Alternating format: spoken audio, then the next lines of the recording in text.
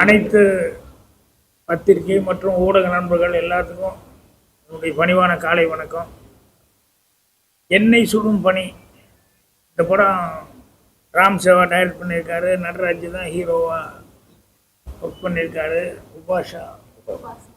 உபாசனா அவங்க heroine work பண்ணியிருக்காங்க. சித்ரா நாங்கள் தான் ஆக்ட் பண்ணிக்கிறோம்.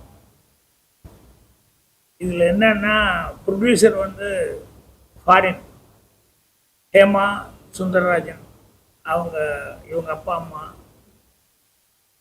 அவங்க அங்கிருந்து வந்து பையனுக்காகவே இந்த படம் வந்து ரொம்ப சிரமப்பட்டு இந்த படத்தை செய்யணும்னு சொல்லி செஞ்சுருக்காங்க.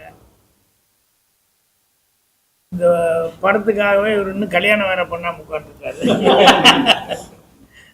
ஏன்னா அவங்க அம்மா அதை வந்து ஒரு ஃபீலிங்காக பெற்றவங்களுக்கு இருக்கும் இல்லையா, அதை வந்து எங்கிட்ட சொல்லிக்கிட்டு இருந்தாங்க. பொண்ணு பார்க்க சொல்லியிருக்காங்க சார்.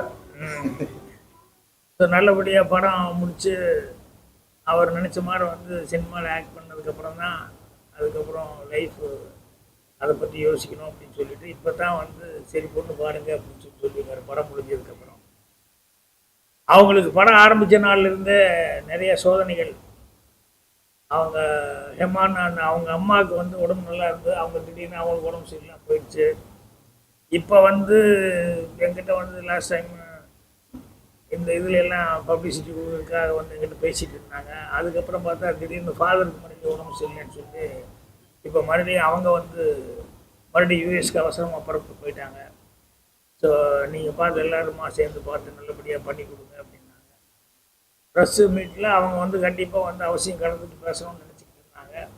அவங்களால வந்து கலந்துக்க முடியாமல் போனது ரொம்ப கொஞ்சம் கஷ்டமாக இருக்குது.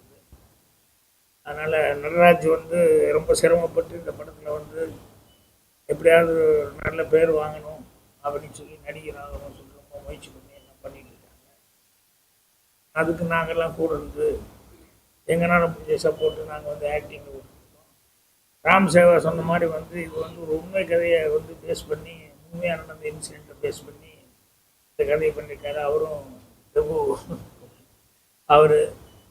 அவர் எல்லாமே ஆர்டிஸ்டாக வேணும் அப்படின்னு சொல்லிட்டு கொஞ்சம் நிறைய பேரை வந்து எல்லாத்தையுமே நடிக்க வச்சுருக்காரு.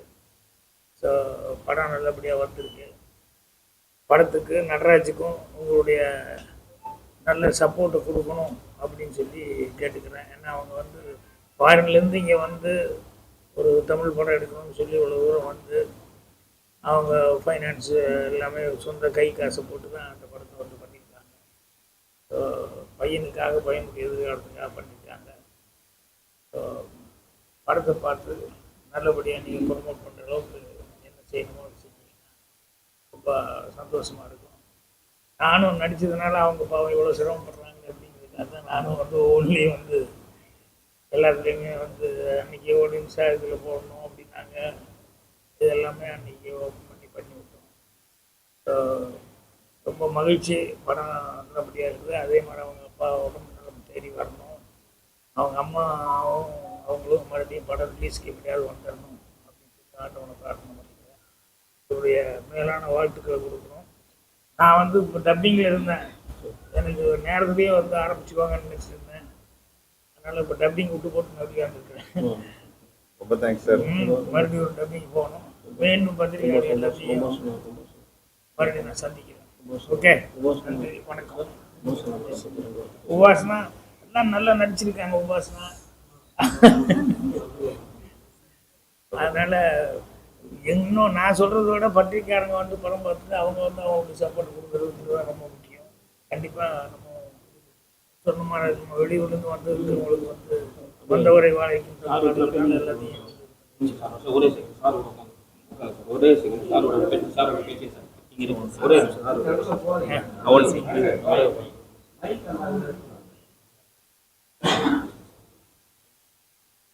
எல்லாருக்கும் வணக்கம். இந்த படத்தினுடைய தயாரிப்பாளர் ஹேமலதா சுந்தரராஜ் பற்றி ஆகிராஜ் சொன்னார். உண்மையில் சொன்னோன்னா இது போன்ற தயாரிப்பாளர்களாக தான் இன்றைக்கு சினிமாவில் இயங்கி கொண்டிருக்கிறது. ஆனால் உங்களுக்கே நல்லா தெரியும், பெரிய படங்கள்னு பார்த்தீங்கன்னா வந்து ஒரு 20-25 படங்கள் தான் தமிழ் சினிமாவில் தயாராகுது. இன்றைக்கு 200க்கும் மேற்பட்ட படங்கள் வருதுன்னா இல்லை 150-160 படங்கள் இது போன்ற தயாரிப்பாளர்களாக தான் சினிமா உலகத்தில் வந்து தொழிலாளர்கள் வந்து தொடர்ந்து வேலை செய்ய முடியாது. இதுக்கெல்லாம் காரணம் இந்த தயாரிப்பாளர் தான். இதுக்கு பின்னால் தன்னுடைய மகனை கதாநாயகனாக்கணும் அப்படின்ற அவங்களுடைய ஆசை இருந்தால் இதெல்லாம் தாண்டி பார்த்தீங்கன்னா ஒரு தயாரிப்பாளராக ஒரு சீசன்டு தயாரிப்பாளர் எப்படி ஒரு திரைப்பட நிறுவனத்தை நடத்துவாங்களோ, எப்படி எல்லாருக்கும் உரிய நேரத்தில் அவங்க பணத்தை கொடுத்து எப்படி அவங்களெல்லாம் கவனிச்சுப்பாங்களோ, அதை விட மிகச்சிறப்பாக இவங்க அம்மாவும் அப்பாவும் இவங்க எல்லாரையும் ரொம்ப நல்லா பார்த்துருக்காங்க. அதுக்கு எங்களுடைய சார்பாக அவங்களுக்கு நிச்சயமாக நன்றியை சொல்லி நட்ராஜன் சரி, உபாசனாவும் சரி தங்களுடைய பணியை இந்த படத்தை ரொம்ப சிறப்பாக செஞ்சுருக்காங்க. இது போன்ற புதுமுகங்கள் ஒரு படத்தை நடிக்கும்போது கொஞ்சம் அடையாளம் தெரியணும் அப்படிங்கிறதுக்காக தான் பாக்யராஜ் போன்ற கலைஞர்கள் எல்லாம் அவங்க இந்த படத்தில் முக்கியமான ஒரு வேரத்தை நடிக்க வச்சுருக்காங்க. இது போன்ற கலைஞர்களை சப்போர்ட் பண்ணுறதுக்காக பாக்யராஜ் பார்த்தீங்கன்னா படத்தில் நடிக்க ஒப்புக்கொண்டது மட்டும் இல்லாமல் இந்த படத்தை விளம்பரப்படுத்துகிற எல்லா நிகழ்ச்சியும் இதில் பார்த்தீங்கன்னா எத்தனை பேர் நடிச்சிருக்காங்க லிஸ்ட்டு பார்த்தா உங்களுக்கு தெரியும். இதில் எத்தனை பேர் இங்கே கலந்துட்டுருக்கோன்னு உங்களுக்கு தெரியும். இதில் இருக்கிற லிஸ்ட்டில் இருக்கிற ஆட்களை விட இவர் எவ்வளோ முக்கியமானவர் அப்படின்றது எல்லோரும் அறிந்த விஷயம். இவங்கள பல பேர் இன்றைக்கி வரல, ஆனால் பாக்யராஜ் இங்கே வந்திருக்காருன்னா அதுக்கு முக்கியமான காரணம் இங்கேருந்து அமெரிக்காவிலேருந்து ஒரு திரைப்படத்தை எடுக்கணும்னு ஆர்வத்தோடு வந்திருக்காங்க. அவங்களுக்கு நம்மளால் முடிஞ்ச ஒரு சப்போர்ட்டை கொடுக்கணும் அப்படின்ற ஒரு நல்ல குணம் தான். ஏன்னா பாக்யராஜ் சினிமா உலகத்தில் எப்படிப்பட்ட இடத்துலேருந்து வந்தார் அப்படின்னு தெரியும். சினிமா உலகத்தினுடைய ஆரம்ப நிலையிலேருந்து இன்றைக்கு ஒரு உயர்ந்த நிலையை அடைந்திருக்கின்ற ஒரு கலைஞர் தான் பாக்யராஜ். அதனால தான் இப்படி அந்த நிதி உணர்ச்சி அவரால் வெளிக்காட்ட முடியுது அப்படின்னு. யார் சினிமாவில் போனாலும் நம்ம முழுசாக சப்போர்ட் பண்ணணும் அப்படின்னு. ராம் சேவா பொறுத்தவரைக்கும் என்னென்னா அவருடைய எல்லா படங்களையும் நான் நடிச்சிருக்கேன். நல்ல ஒரு வேகமாக செயல்படக்கூடிய ஒரு கலைஞர் இயக்குனர். இது போன்ற இயக்குநருக்கெல்லாம் என்னுடைய ஒரே ஒரு அறிவுரை தான் அதை நான் இங்கே பதிவு செய்யணும்னு நினைக்கிறேன். இன்றைக்கு சினிமாவில் இருக்கிற சூழ்நிலையில் மிக முக்கியமானது கதை. எல்லாருமே நல்ல கதைகள் எழுதுகிற ஆற்றல் படைத்தவர்கள். எவ்வளோ கதைகள் இன்னைக்கு கதாசிரியர் எழுதியிருக்காங்க, பல இலக்கிய கர்த்தாக்கள் எழுதியிருக்காங்க. ஆனால் கூடுமான வரைக்கும் திரைப்படங்கள் உருவாக்கும் போது அந்த கான்ட்ரிபியூஷன் எடுத்துக்கணும். நம்ம கதை எழுதுதான். இப்போ நானும் பல படங்களை கதை வசதி எழுதி டைரக்ட் பண்ணோன்னா இது ஒருத்தர் கதை கிடைக்கும்போது அவருடைய கான்ட்ரிபியூஷன் படத்தில் அமையும். அதுக்கு திரைக்கதை அமைக்கிறதுக்கு இன்னொரு தேர்ந்த ஒரு கதாசிரியர் கூப்பிடுங்க. சினிமாவில் எத்தனையோ பேர் இருக்காங்க அனுபவம். அந்த ஆளை கூப்பிடும்போது இவங்க எல்லாருடைய கூட்டு முயற்சியில் ஒரு படம் உருவாகும் போது அது இன்னும் கொஞ்சம் மிகச்சிறப்பான இடத்தை அடைவதற்கு வாய்ப்பு இருக்குது. அதனால் ஒரு நல்ல கதாசிரியர், ஒரு நல்ல ஒளிப்பதிவாளர் இதுதான் சினிமாவில் ரொம்ப முக்கியமான விஷயம். இந்த ரெண்டையும் தேர்ந்தெடுத்து இந்த இளைஞர்கள் தங்களுடைய படங்களை பயன்படுத்தணும் அப்படின்ற என்னுடைய இந்த ஆசையை வேண்டுகோளாக அவருக்கு வைக்கிறேன். இந்த படத்தை பொறுத்த வரைக்கும் இந்த எந்த ஒரு திரைப்படமும் உங்களை போன்ற பத்திரிகையாளருடைய முழு ஆதரவு இல்லாமல் மிகப்பெரிய வெற்றி அடைவது கடினம். அதனால் இந்த படத்தை பொறுத்த வரைக்கும் முழுவதுமாக நீங்கள் நினைக்கிற மாதிரி 100% குறை இல்லாமல் படமாக இருக்காது. இப்பே சொல்லிடுறேன். ஒரு சில குறைகள் இருக்கலாம். ஒரு புதியவர்கள் அப்படின்னால இந்த குறைகளை எல்லாம் தவிர்த்து கூடுமான வரைக்கும் இதில் இருக்க நல்ல விஷயங்களை ஹைலைட் பண்ணி உங்களை பாராட்டணும் அப்படின்னு உங்களை வேண்டி கேட்டுக்கிறேன். என்னதான் இவ்வளவு நடிகர் நடிச்சிருந்தாலும் தேட்டர் இவங்களுக்குலாம் கிடைக்க மாட்டேங்குது. அதை பத்தி எதுவும் சொல்லவே மாட்டேன். என்னதான் இவ்வளவு நடிகர் நடிச்சாலும் கவிஞரான பாக்யராஜ் சார், லட்சுமி சார் நடிச்சா கூட தேட்டர்லாம் கிடைக்க மாட்டேங்குது. திரையரங்கெல்லாம் கொடுக்க மாட்டாங்க. அதை பத்தி என்ன நினைக்கிறீங்க? ஒன்றும் இல்லை, நீங்கள் மட்டும்தான் பிஸியாக இருந்துட்டு இருக்கிறீங்க. உங்களுடைய டைம் தான் கிடைக்கவே மாட்டேங்குது. இப்போ 17, 19 இல்லைங்க. நீங்க பிஸியா இருக்கிறது ரொம்ப சந்தோஷமா இருக்கு. ஆனா என்னன்னா நீங்க இவ்வளவெல்லாம் பிஸியா இருக்கிற அளவுக்கு படங்களும் ஓடணும் இல்லையா?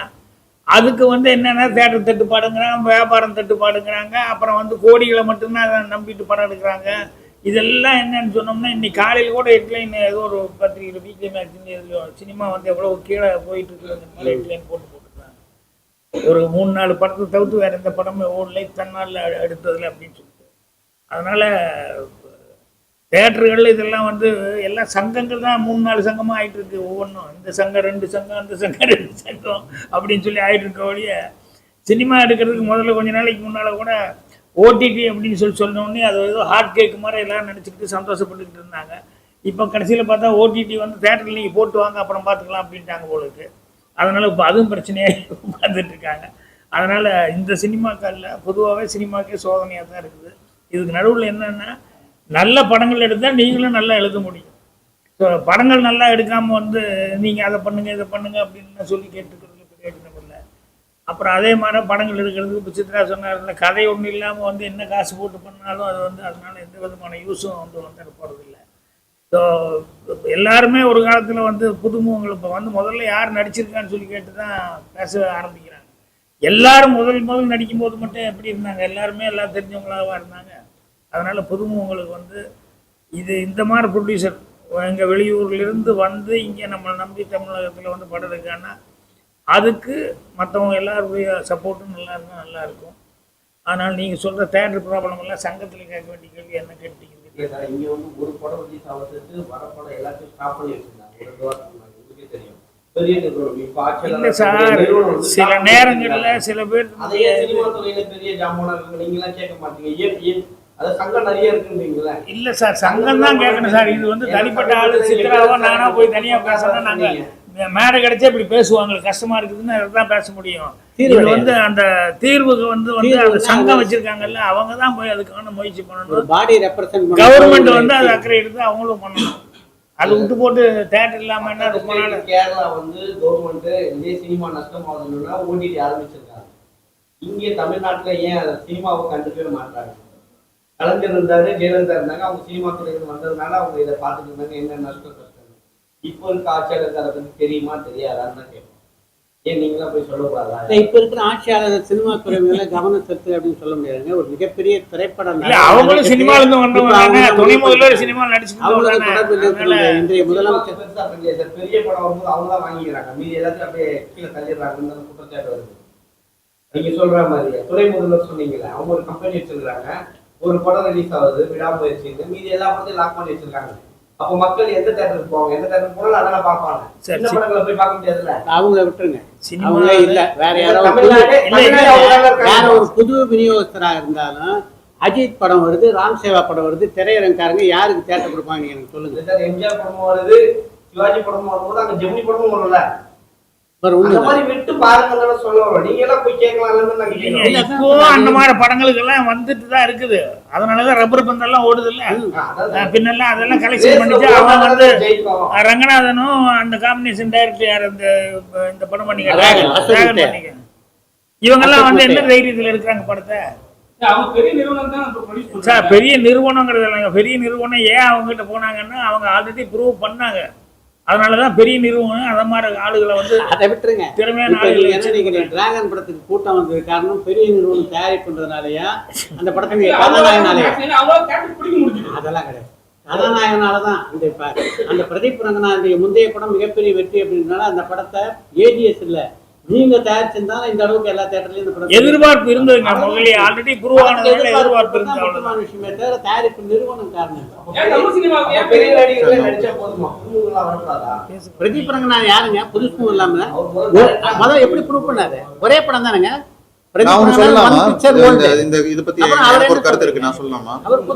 நான் வந்து ஒரு 10-12 வருஷமா இந்த இண்டஸ்ட்ரியில இருக்கேன். நான் இதுல பார்த்ததுல எல்லாமே வந்து நல்ல படம் நல்ல கதையா இருந்துச்சுன்னா ஓடிடுது. ஓகே, அதுக்கு வந்து நீங்க வந்து வாய்ப்பு கிடைக்க மாட்டேங்குதுன்னு சொல்றீங்க தியேட்டர்ல ஓடுறதுக்கு. எனக்கு தெரிஞ்சு வாய்ப்புலாம் கிடைக்குது. இப்போ எங்க படம் ஒரு சின்ன படம் தான். நாங்க வந்து போய் இப்போ ஒரு தியேட்டர் ரிலீஸ்க்காக பேசும்போது யாருமே நோன்னு சொல்லலை எங்ககிட்ட. எல்லாருமே நாங்க பார்த்து சொல்றோம்னு சொல்றாங்க. ஆனா வந்து எல்லாராலையும் ஒரு நாளைக்கு அந்த 5 ஷோ கொடுக்க முடிய மாட்டேங்குது, 3 ஷோ கொடுக்க முடிய மாட்டேங்குது. ஏன்னா அவ்வளவு படங்கள் வருது. இந்த வீக்கெண்ட் வந்து 10 படம் வருது. எல்லாமே சின்ன படங்கள் தான் நீங்க சொல்ற மாதிரி. ஒரு பெரிய படமும் வரல. நீங்க பெரிய படம் வந்து ஒரு பெரிய கம்பெனி வாங்கி அவங்க ரிலீஸ் பண்றதுனால எல்லா தேட்டரும் எடுத்துக்கிறாங்க கிடையாது. அவங்க எல்லா தேட்டரும் எடுத்துக்கிறது கிடையாது. அவங்க வச்சிருக்காங்க, நம்மளுக்கும் கொடுக்குறாங்க. படம் நல்லா இருந்துச்சுன்னா ஓடிடுது. இப்போ சொல்ற மாதிரி லப்பர் பந்துன்னு ஒரு படம் இருந்துச்சு, நல்லா ஓடிச்சு.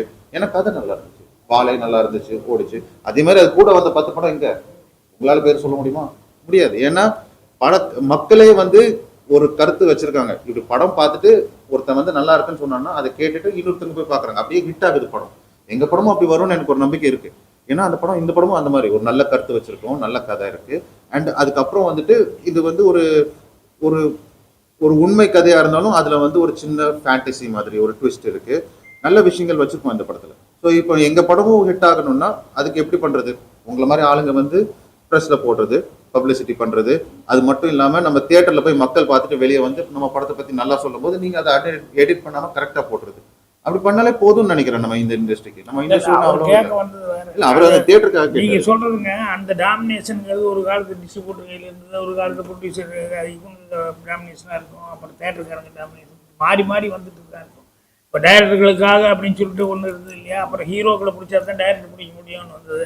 அப்புறம் ப்ரொடியூசர்களே பெரிய பெரிய பேனரில் இருக்கிற ப்ரொடியூசர்களே முதல்ல ஹீரோ கிட்ட கதை சொல்லிட்டு வாப்பா அது ஓகேன்னா எவ்வளோ கோடி வேணாலும் நான் கொடுக்குறேங்கிற மாதிரி அவங்களே கொடுக்குறாங்க. எல்லாமே இப்படி இருக்குது. ஸோ அதனால் இன்றைக்கி எல்லாருக்குமே ஒரு தட்டுப்பாடுங்கிறது என்னென்னா ஓரளவுக்கு கொஞ்சம் புரிஞ்சுக்கிட்டாங்க. என்னென்னா கோடிகளை இறக்கிறதுனால கண்டிப்பாக படம் ஓடிட போகிறது இல்லை. நல்லபடியாக வந்து கதை மற்றதெல்லாம் நல்லா இருந்ததுன்னா கரெக்டாக இருக்கும் ஒழிய வேறு பிரம்மாண்டங்கள் அது இதெல்லாம் பண்ணி மட்டும் சர்க்கஸ் பண்ணி ஒன்றும் பண்ண முடியாது அப்படிங்கிறது இப்போ புரிஞ்சுக்கிட்டாங்க.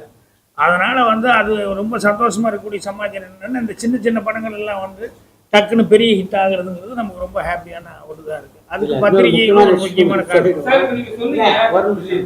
முக்கியமான விஷயம் சொல்ல நினைக்கிறேன். இது போன்ற விஷயங்கள்லாம் நம்ம பேசுறதுல ஆட்சியம் இல்லை. இந்த நிகழ்ச்சி எதுக்காக ஏற்பாடு செய்யப்பட்டதுன்னா எனை சுடும் பணி படத்தை எப்படியாவது மக்களுக்கு கொண்டு போய் ஒரு நிமிஷம் சொல்லிடுறேன். இதை கொண்டு போய் சேர்க்கறதுக்காக ஏற்பாடு செய்யப்பட்ட நிகழ்ச்சி. இதில் உங்கள் ஆர்வம் காரணமாக இது போன்ற விஷயங்களுக்கு கேட்டு தெளிவு பண்ணணும் அப்படின்னு கூட நீங்கள் கேள்விகள் கேட்கலாம். ஆனால் செய்திகளை பிரதானப்படுத்தும் போது எனை சுடும் பணியை பற்றி போட்டு உள்ள இதை பற்றி போடுங்க, தப்பில்லை. ஆனால் இதை வந்து தலைப்பு செய்தியாக்கி எதுக்காக இந்த நிகழ்ச்சி ஏற்பாடு செய்யப்பட்டதோ அந்த கவன சிதறவு ஏற்படும். இல்ல அப்படி நீங்க நினைக்காதீங்க. நீங்க அது கூடவே வேற ஏதாவது கேப்ஷன் வச்சுக்கோங்க, நீ வச்சுக்கோங்க.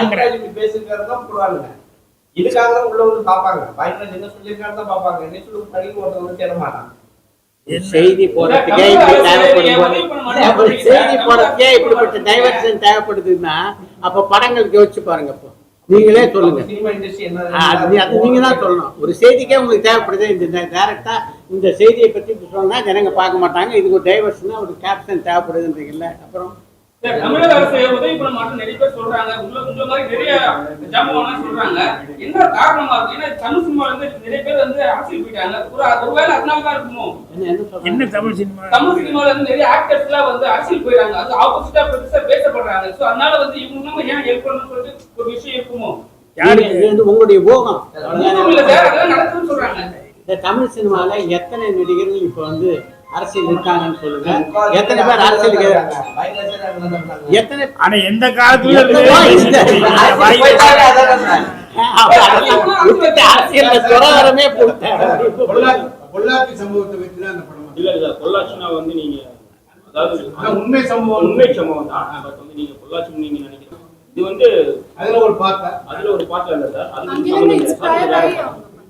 அது பொள்ளாச்சினால ஞாபகம் இல்ல நம்ம அது இல்ல அந்த மாதிரி இல்ல சார். பொள்ளாச்சி அந்த மாதிரி இல்ல பொள்ளாச்சினா அந்த வேற மேட்டர் இது. அந்த மேட்டர் இது வேற மேட்டர்.